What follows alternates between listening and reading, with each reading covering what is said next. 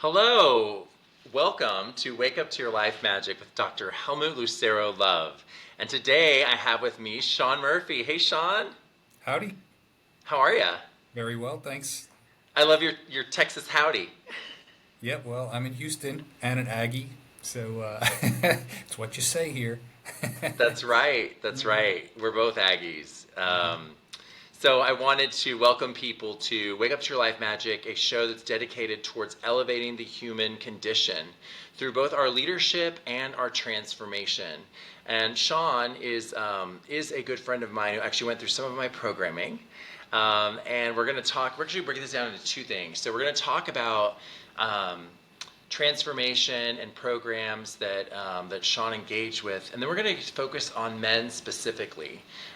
Sean, just like me, is a gay executive and works in architecture, but we're going to talk about specific issues that face gay men and men in general that we feel like we are struggling with as a society, and just sort of get to share. Sean's got a really great heart for men, so I appreciate that so much about him as a friend.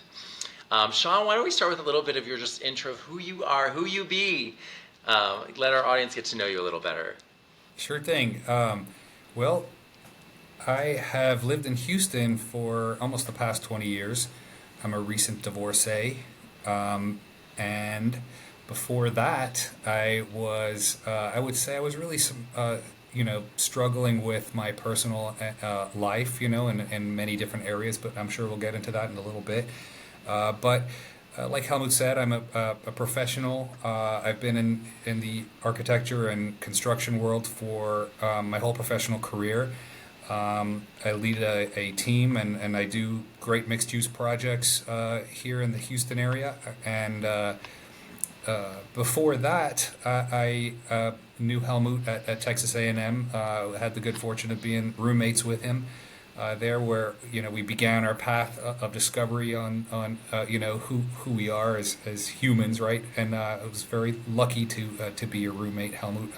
Always grateful for you in my life, and I guess before that, just kind of going in reverse chronological order here.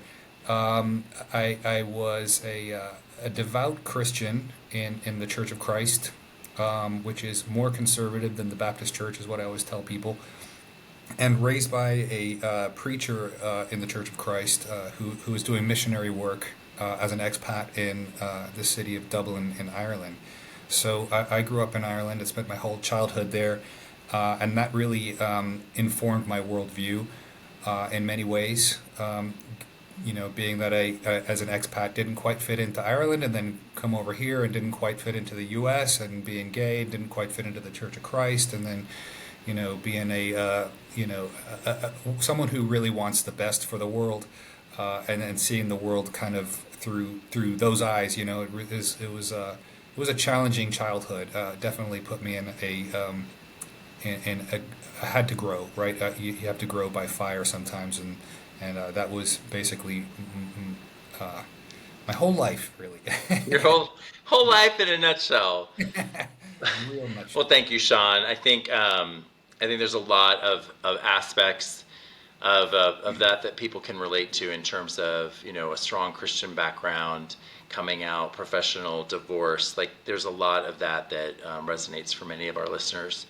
Let's talk a little bit about the experiences you had together in the programming that I created. We'll start first with the personal excellence assessment. So tell me a little bit about how that hit you and how that was constructive for you. Yeah, it was. It actually just came at just the right time, I'd say, in my life. I was going through some transition at work, and my mother was on her deathbed.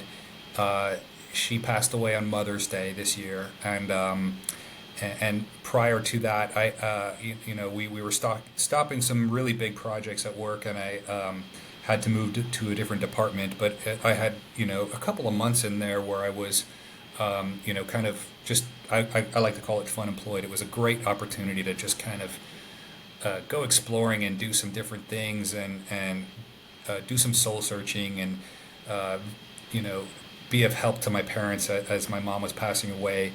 I had signed up for this leadership course, what I thought was a leadership course, just prior to my mom's passing, and it was early January. It's called the Mankind Project, and then I also did a ketamine journey under medical supervision, of course, with the right prescriptions and all that in place. And so it was kind of an interesting journey how the ketamine was all about my mother and my relationship with my mother and the sacred feminine, and the mankind journey was all about my father. So I was really able to make some peace with myself in many ways, as well as kind of accelerate and catalyze my growth in many very constructive and positive ways. I would say those two experiences were equal to years of therapy. And before that, I had, come out of uh, a problematic, addictive relationship to alcohol and pills. So this was Helmut's course in the assessment was the cherry on the cake. Really, it was just the right thing at the right time to kind of top it all off before I kicked it back into high gear, in my professional settings. So the assessment itself, I found, had kind of shown me the the growth that I had done. It's was really phenomenal. I'd been working on myself through the addiction recovery program for a couple of years prior to that, and completely different human. It's amazing how we grow, right? Like, uh, looking back as little as 2 years ago, I'm a very different person than I am now. I wouldn't say unrecognizable, but just different priorities and different values. And I'd say vastly improved. And so where I was, a couple of years ago versus where I am now, I was thrilled to see the assessment, show that I had, done the work. I had kind of gone through the crucible there and really come out better for it. And it was nice to see that from the assessment. It was very validating to show that I had done that shadow work, right? And also, it showed there that I had a lot of work left to do, that this is by no means a destination, that this is a journey through this life. And we have obstacles just when we think we've arrived, we have not, right? You just arrived at the next chapter, and we're very fortunate to build off of our progress as we go, right? So the assessment was, nice. It was great to see that. Awesome. Hmm. Awesome. I know we will not share the areas. It's okay if you And do. I don't know, Sean. I don't know if when you're speaking, if you can look in the camera, it might be helpful for people to just get to engage with you. Okay. I I will ask you another component of the programming that we did was the 30-day program, which really we went through vision together, and really the vision, like what is Sean's vision? We went through the assessment and where you were in terms of your state of being. And then we also talked through and actually worked on the ten daily habits that really help sort of initiate what I call creator energy. Tell me about what the 30-day program was. You were also in a container, right, with me and another man. So tell your story. Yeah, briefly, for me, it was about the intentionality. I was able to wake up every day, set my intentions, and follow through on those. Something that I knew the benefits of doing that, of course, but very intentionally in setting your intentions, uh, I was able to accomplish my daily goals, which were in pursuit of my ultimate goals. So for me, that was the biggest takeaway from that 30-day practice. It's something that I've taken with me because once you do it for 30 days, right, it does become habit, and then it becomes a lifestyle. So it was hard at first, uh, but the way that we touched base every day through the Marco Polo app. It was endearing, as well as quirky. It's different, right? Being remote in this new remote world, it seems like there's so much screen time. instead of the real face to face, which would is always awesome. But let's face it, the realities are we're hundreds of miles apart, um, and I think the virtual world was really able to kind of bring us together in that in a unique way, and we were able to hold each other accountable and for our intentions.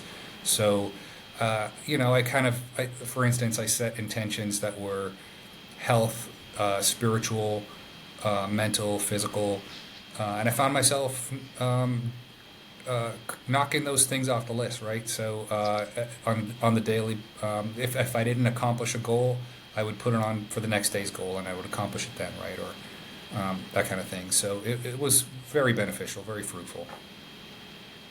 Yeah, I love one of us is walking a dog, another one is like out on the sunset on on their patio or whatever. And we kind of got to bond as real life people, right, in our Yeah. spaces. So another aspect was we did the nootropics, right? So the nootropics are a specific mushroom blend that is really focused on regeneration and healing of the brain and clarity. I'm curious how that experience was for you. The first time I did it, I was really blown away actually by the almost like a clarity, like a lucidity that kind of hit. Um, I almost wondered if it was like, oh my God, what am I doing with this? Right? It felt like I could definitely feel it. I don't want to say it's euphoric, but it was a definite sense of lucidity for the day, which was really nice. And then I kind of got used to it. When I went away on vacation and didn't bring it with me, I could feel it. But it was it's just a daily drink that I would make it in the morning because it's got caffeine. I would drink it probably my second cup of water for the morning, and I would mix it with a creatine as well, and that's what I would use to kind of pump me up. Yeah, get me going for the day. Yeah, exactly. Awesome. Awesome. Well, it's kind of interesting because it's one of those things that I feel like when it does impact someone, it really impacts them well. And for some people, they don't feel an impact, and that's okay, right? It's not for them. Yeah. Well, I Um, also replaced, there's another brand interestingly, by the same name as the nootropics that I was using, just different spelling, and it's got a little more mushroom in it and tastes like coffee. So yeah. I've been using that to kind of gradually reduce my caffeine addiction. Yeah, well, So it's many interesting. other They things I'm actually using. offer now the Yeah. nootropics Yeah. that I have with no caffeine whatsoever, Yeah. so that you're not even dealing with that. So That's all great. right. I don't That's mind great it. Yeah. feedback, though. Yep. Definitely something I always think of it as something people should try and really see how it impacts them. The last thing was you did a financial education seminar with me on really was the 7 Monday milestones, the Rule of 72, and other things. What do you think about talking about money when you talk about kind of personal development like this? I really wish I had listened to this seminar when I was in my 20s. I was like every 20-year-old probably at the time in their 20s, just really living for the moment, not really caring about myself as an older human.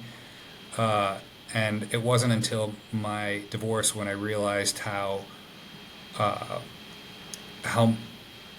behind I really was. I had to catch up, and kind of visiting with financial planners, finally settling at Merrill Lynch with a great one that really has been extremely helpful for me in getting back on track, and just some real discipline.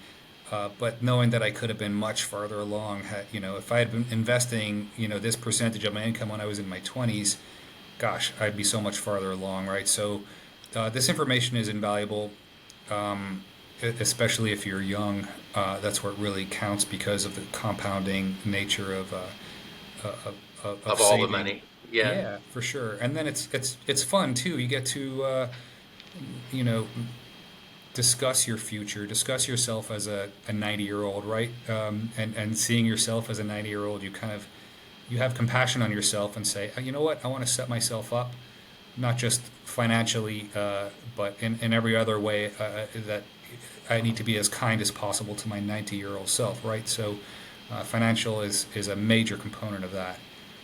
It's necessary, and I'm glad I did it.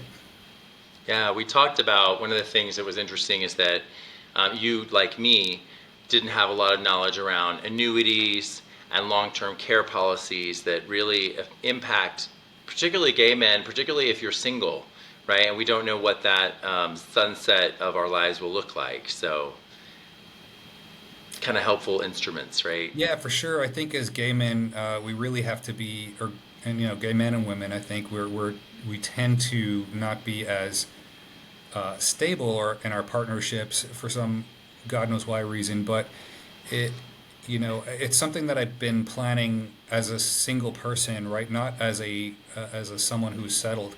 And I'm even though I'm seeing a great person right now, I think it's wise to plan it as generously for yourself as you possibly can. Maybe you'll be lucky enough to be with someone in your 90s, maybe not.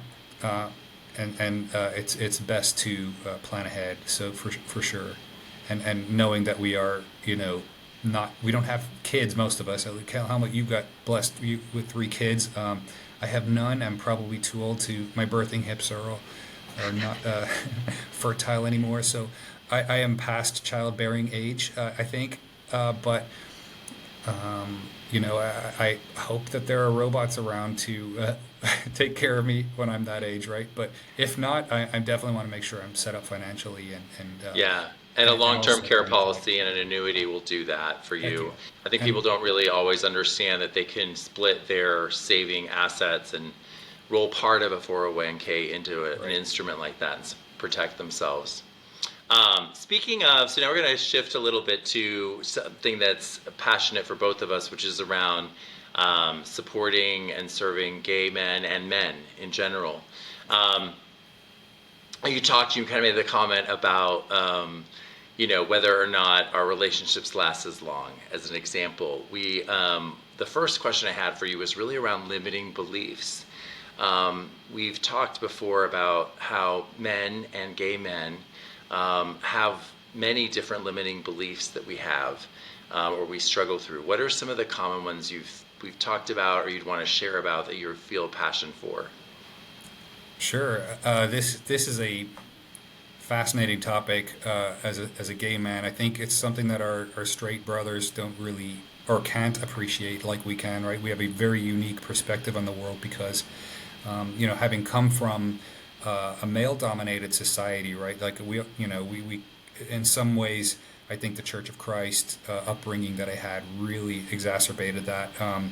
That the woman's place is in the home, or is to remain silent, and very little of the focus on the family ever really spoke about homosexuality, and unless it was to condemn it erroneously. I won't go into that. That's another topic. But in many ways, I kind of thought of myself as a gay man. I thought, even when I was growing up, that I was submissive as less than a man, right? Like as a beta man, or as someone that didn't deserve this because of the quote unquote homosexual lifestyle.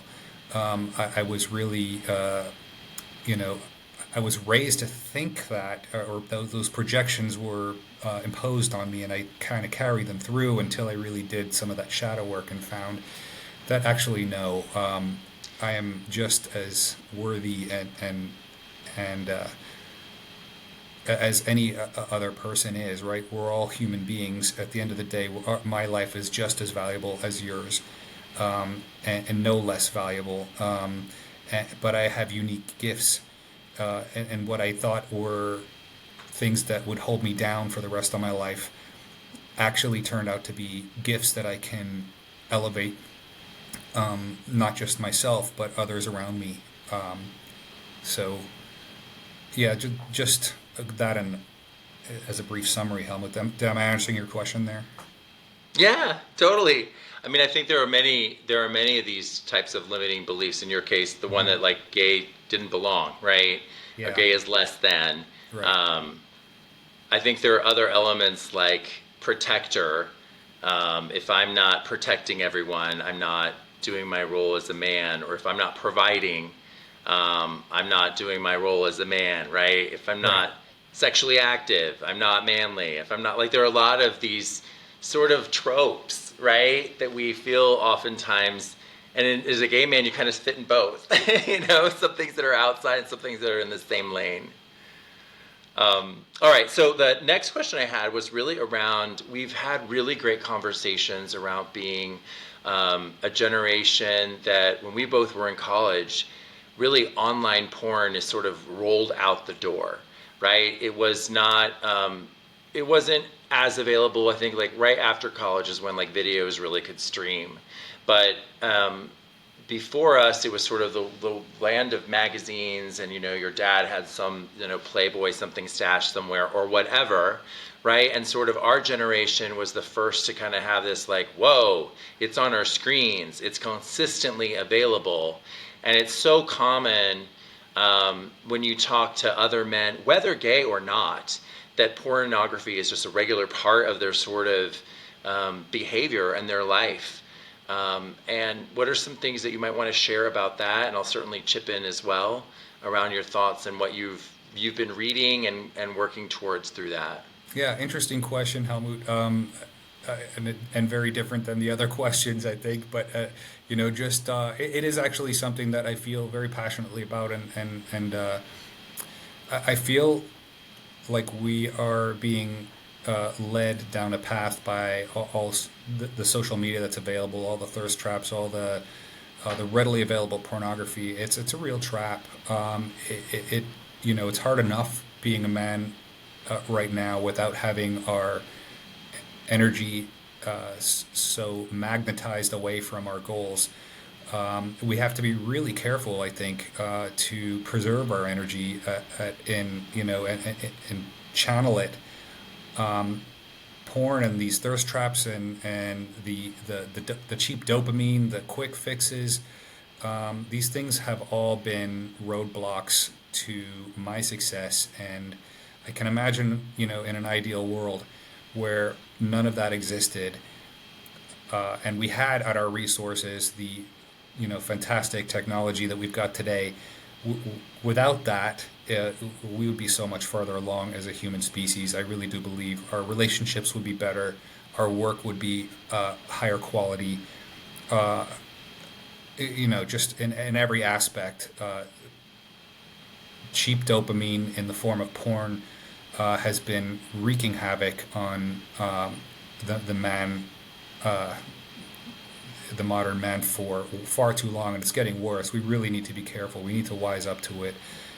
Here in Texas recently, I'm not a big fan of our governor, but he passed a law to really make it much more difficult to get to access to porn, and it's probably the one thing I'm in agreement with him on, just because it's made it harder to access, just so readily right off your phone or whatever. And I found my journey with my many addictions, including porn, has greatly improved. Now that I'm no longer on that substance, right? I find my energy is much better channeled with an actual human, with actual work, with actual creativity. There is a great book that I'm reading right now called The Multi-Orgasmic Man, and it's about preserving the energy of what would have been spent in an orgasm, and using it for creative purposes. And the theory is phenomenal, really. It's the French call an orgasm petite mort, which means a little death. And without getting too deep into the book, it's basically the most expensive resource that our body produces pound for pound, and each time you orgasm, you take a little bit of your life away, right? So the French kind of had that little metaphor in place for the orgasm, like it's death by 1,000 cuts if you're there jacking off 3 times a day to porn, that's a ton of energy your body is expending on something that's just pixels on a screen, right? And that goes with anything that's addictive. We really need to guard our strength, and hone it. Um, and you can do that in so many amazing and creative ways, right? You can work out. Since I've been in my addiction recovery, I threw myself at the gym, right? Like now I'm there every day without fail, at least an hour. I eat much healthier, much cleaner. I've seen the positive results from you know growing up, and shedding some of the careless ways that I had, uh, including porn amongst others. So hope that Yeah. answers your question. Yes, great. I think it's such an interesting phenomenon, right? Because capitalism exploited our sexual tendencies as humans, right? Male and female, putting it in so much of our media. And to your point, it wasn't available like that, in so many generations of Hmm. humans. So we, as a generation, are one that was experimented on in a sense ourselves, right? Hmm. And you really had to develop a level of self-control to say, I want out of this system, Right. right? And you're swimming upstream, and it's not in judgment. I just want to be clear with No. people that I'm not shaming people at all No who shame. Fuck use this as shame. a device or Exactly. who are in this industry who make it a legitimate industry. I will shame the hell out of um, the sites that don't. We do need better laws around underage or rape Oh yeah. material getting out there for sure. But I Helmut, it's think so it's interesting. Like kids getting access to this material now. It's mind blowing how early that. I'm just grateful that I didn't have the internet when I was a 10-year-old. Right now, these kids sadly are getting access earlier and earlier to this, and doctors are seeing patients with erectile dysfunction as early as early 20s. That should never be the case, and it's really as a result of cheap yeah. dopamine that comes And I from think in the gay community, I think there's this. I think it's just as vulnerable as the straight community, but I do think that in the gay community, because our sexuality is still somewhat taboo, it almost makes the consumption of porn more likely. And then also, I mean, I've met so many men that that's like their primary means yeah, it's your only of outlet. getting excited, right? And they can't really even engage in a really healthy Exactly. act without that being part of the equation. And Yep. that's you almost wonder, right? And I would ask the audience to think about this. It's like, what am I like? Right? I think I told you, Sean, I went through like 2 different periods of celibacy where it's like no release, no porn, no anything, just to observe. Right? I think I did a 40-day period, and some of the guys are like, "What? How could you do 40 days?" And you're like, "Yeah, because you start to notice how is this substance shifting and changing energy that I could be pouring into other parts of my work or my life." 100%. There's lots Yeah. of studies to prove that too. If you go a whole week without jacking off to porn, your testosterone will increase by as much as 800%. It will level off, at a certain point, but it's not just testosterone, it's focus, it's creativity, it's such an energetic release when you do orgasm, and especially on something as dopamine, um, wrecking as porn. Nothing is as perfect as a porno, right? You can pause it, you can fast forward it, you can browse, you can find the perfect thing that you're, attracted to. Nothing in real life is like that. Real life is Right? out your front door. It's your neighbors. It's your friends. It's the people that you love and that you're not spending time with when you're on porn. So I am passionate about this topic, especially as it relates to, yeah, youngsters out there. It's a crazy world right now. We really have to Yeah, watch and ourselves. I'll be honest with you. I feel the Hmm. same level of passion for really just any men, right? Because we're Hmm. all sort of going Absolutely. through this different time, and the second point that we were going to talk about was really about connection, right, and isolation. So one of the realities there's kind of two sides to this coin. I'm going to speak to both of them. So, one of the observations I see with straight men, I have several different straight men that are very close to me. I have one men's group, we keep a regular chat, but even that, it's oftentimes the way that socialization happens, it's through the females. So a lot of times men are kind of on the outside or may have a small men's group, but someone moves and they can't make friends or they're not particularly great at making friends. It's a pretty common thing when I reach out to my even again my straight guy friends in professional settings. They often leave me with the comment, hey, let's catch up again soon, almost like a longing, right? Like, hey, buddy, let's talk again, right? And then in the gay male community, I see that you often have groups that have solidified as friends, but it's almost like there's a fear of leaving that group because you don't know if you'll find another group. You don't know if you'll be left alone. If you don't have children like I do, that group becomes a source of sustenance, and there's a fear of losing that tribe. So talk a little bit about your thoughts regarding connection, relationships, and the modern man. Yeah, that's a great question. I was very lucky, I think, when I went through my addiction recovery program. I found a group, and I think we're very lucky here in Houston to have this. It's an amazing resource. It's called the Lambda Center. It's in Montrose, which is kind of the center of Houston and most of the creatives and the gay community lives in the Montrose area. This Lambda Center is a recovery center that's focused on the gay community, which has historically had a great deal of trauma. It's an incredible cross to bear when all of society seems to be against you, right? And you numb out on alcohol.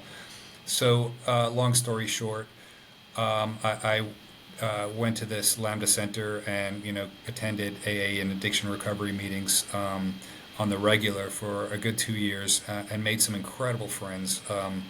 It's the great leveler, right? Like, so there's rich and poor and old and young and everything in between. And one of the very cool practicalities of AA is that you basically collect numbers and of people that you can resonate with, and I did. They reached out to me as well. At first I was extremely shy. I made like 50 best friends in 2 weeks, my first 2 weeks there, and we did everything together. We walked the bayou. We would go on trips. We would, it's a resource that because I was fortunate enough to kind of like come to terms with like my sobriety and how important that is from just my life. I found a group of friends that were enduring, that had similar goals all of a sudden, and I do think it's so important to get out there, make some friends, join a group, find a passion. It doesn't have to be an addiction recovery. That works for me, right? But it could be a sport, it could be a club, it could be your artwork. Pouring your energies into something, having an interest makes you interesting, right? You find your tribe, but also I think be open to saying hi to someone you haven't said hi to before. I love going up to people who have no one to talk to in a party or at an event or something, and it's amazing. They open right up, and there's techniques that you can use to find a new friend, right? I think sometimes it involves you making the first move, and having I'm blessed to have old friends and new friends, right? Helmut's one of my oldest best friends, but my new neighbor who just moved in might be my newest friend, right? Best friend. But I think you have to leave yourself open to it, and I think it's really important as we age. One of the I think it's one of the benefits, or one of the if you go to the blue zones and study and look at like the people that live the longest, they've got the best social networks. And I'm not talking Facebook and Instagram. I'm talking like a robust group of friends. It takes work, right? There's certain people that are going to piss you off, and you're not going to be friends all the time, right? Maybe you just need a break from them. Maybe you need to go do some work on yourself too, right? So there's, um,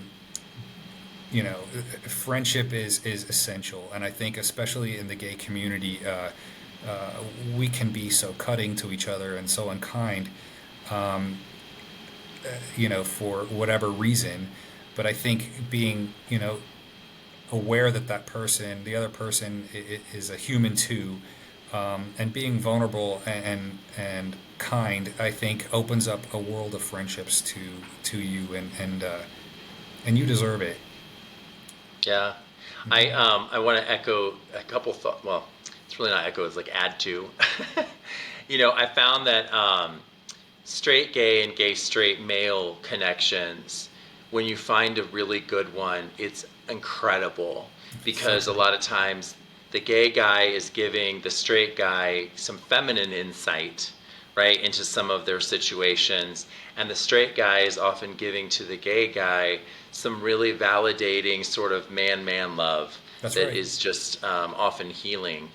Yeah. Similarly, I wanted to say that the gay thing, um, it is unfortunate. Like, hurt people, Hmm. right? So gay people tend to be very hurt people because we get multiple layers, right? Your parents, your faith, your village, and then you come to your own tribe and you get hurt by them too because they're all hurt. But in reality, the healing process of gay men supporting gay men actually wanting the best, right? Like, Sean, Yeah. you and I have had that where, you know, you can just support each other, love each other, and it's a completely sexually safe space. That's not even part of the equation. Right. It's so uplifting and it's so encouraging, and we just need more of it. Yeah, we need each other, man. It's absolutely essential to have that community, and if you don't have it, go out of your way to get it. Make it a priority. Yeah, and one other thing I'll just add, since we're talking about this, I will also say that the variety of the society that you Hmm. choose can be the best part about life, Heck yeah. right? Like, colors, races, Yep. identities, orientations. The more spice you have, the more you understand humans. And it doesn't mean that you're going to Absolutely. hang out there for a long time. You may know someone, just the whole concept of adulthood, right? Like, you may Yeah. know someone for a season and then you don't, the same Yeah. way. It's one of the things I love about Houston so much. We're such a diverse community here, and we have everyone, everything, every type. We got something for everyone here, and it does add so much dimension to you. You're absolutely right, Helmut. Yeah. So, last question, right? Okay. So, this podcast and this show are really focused on elevating the human condition through our leadership, right? And through our transformation. And as we think about that, I think about all the things we talked about, programs that help us elevate our vision, our being, our doing. Um, I think about taking leadership and initiative when we talk about the way that we are seeing the world and the world that we're creating. What is it for you as you dream about a future humanity, right? And a future experience that you're living for others that follow us? What is it that really gets you excited or inspired for that future? What aspect would you highlight for our listeners that you get excited for? Hmm. Okay. Well, I'm a real futurist. I could talk about this for hours. Um, I'm really excited about the upcoming changes that I think we can expect to see from technology advancement, specifically AI. It can be a little scary to think about AI taking our jobs, etc. Right? But I honestly think at the end of the day, it's going to make our lives a whole lot better in so many ways. Like, it will free up space in our lives, taking away mundane jobs from our day-to-day chores, right? The busy work that we consumes so much of our time. I'm excited about that because I think the net result will be increased time for creativity and community and doing stuff that we actually enjoy doing. For instance, I'm an avid outdoorsman. I love to bike. I love to hike. I just love to be outside. I love to garden when I'm lucky enough to do stuff like that. I really am excited about the future there. I think there's a lot to be optimistic about. I feel like there's a growing sense of care about the world. Just as evidenced by our current vice president who's running for president. It's time that the sacred feminine stands up and leads. We've, as men, have had our chances, and we've really kind of pushed the limits in so many dangerous ways that you can see in the world right now. So many volatile situations. I choose not to focus on those as much because you can. I would go down a spiral. I would, the world is on the brink of, so many catastrophes. It seems like it's time now that we have some heart and we have some soul and we yield the leadership of this world to the sacred feminine and get some peace back, right? Get some love back, get some joy back. I don't want to make your podcast political, Helmut, but to me, it's I'm excited about the future. I think it's if we thread this needle just right, we are going we are going to make it out of this very volatile situation into greener pastures. Yeah, I so many great things that you just said in that. One of them is the possibility of AI being a great tool for us is possible, right? It's possible. And I think you're accurate in that what we observe is that those countries in which the feminine is much more balanced in with the masculine in leadership. So I'm looking specifically at like European nations. You see the fruit of that, right, in exemplary education for all and healthcare, relatively speaking, right? And so we get to figure out how to be capitalistic and still socially conscious. I am going to say something. I think that there's an aspect of what's in you, what's in me, that some of our listeners don't have, or some of those watching, and that is faith and hope and belief that it's possible, right? That there is a brighter day ahead. And it's not because you don't have the same Christian faith that you had in the past, or whatever form it is. It's great.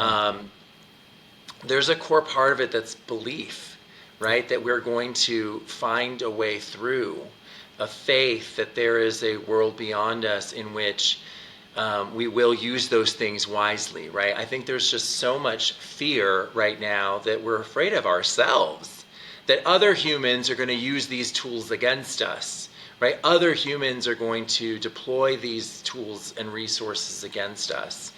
And in that fear, there's no place of possibility. There's only possibility in love. That's so true. Yeah. Fear is not real. Love is real. That we know, right? And it's an interesting time. It's a wonderful time. What's interesting to me, Sean, I don't know if you realize this when you say this, when we talk about the divine feminine, I always think about the fact that you and I are both two spirits, right? So we have a high level of the feminine nature present in us as gay men. In fact, I think I say this all the time, straight women and gay men have a high correlation in brain structure. There's some studies done in 2018 and another one where they kind of looked at our structures and theirs. And it's interesting to me, I see that play out in our executive roles or in leadership roles where we have a high level of emotional intelligence, or we're able to connect the dots. And so for LGBTQ people, this sort of shift forward is a shift in which we also get to participate and play at the table. And what I hope people see, even evidence through our conversation, if you haven't seen two intelligent gay men talk, we can go in any range from the spiritual to the sexual to sort of like where life's going to parenting and childhood. And we do it, what I'm always impressed by, Sean, is that we do it with a great deal of sensitivity, concern, respect, and nurturing in us. Thanks, man. Yeah. Yeah, I really enjoyed this conversation. Me too. Me Yeah. too. So, last question: if anyone's on the fence about investing in themselves for transformation, for coaching, for any of those things, what would you tell that person? I'd say get off the fence and take some action.